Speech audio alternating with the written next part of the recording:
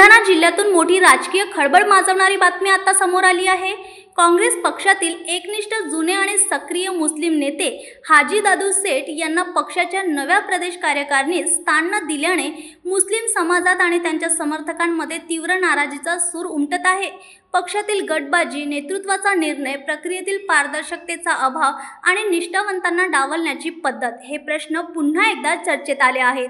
काँग्रेस पक्षाचे निष्ठावंत मुस्लिम नेतृत्व म्हणून ओळख असलेले जाहेद अली उर्फ हाजी दादू सेठ यांना नव्या प्रदेश कार्यकारिणीमधून डावलल्याने मुस्लिम समाजात आणि काँग्रेसच्या स्थानिक कार्यकर्त्यांमध्ये संताप उसळला आहे।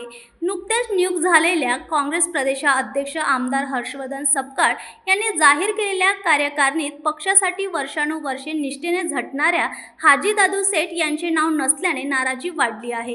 पुणे ग्रामीण प्रभारी आणि माजी प्रदेश सचिव राहिलेले जाहिद अली खान हे वासनिक यांचे निकटवर्तीय असून त्यांनी पक्षाच्या वाईट काळात देखील संघटन मजबूत केले।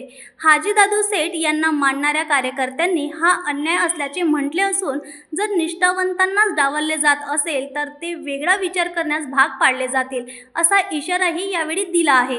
मुस्लिम बहुल भागांमध्येही काँग्रेसने नेत्यांना स्थान न दिल्याने असंतोष उफाळून आला आहे। या नाराजीचा परिणाम स्थानिक स्वराज्य संस्था आणि आगामी निवडणुकांवर नक्कीच दिसून येईल असा सूर सध्या जिल्ह्याभरात ऐकायला मिळतो। न्यूज एक्सप्रेससाठी बुलढाण्यावरून अखिलची रिपोर्ट।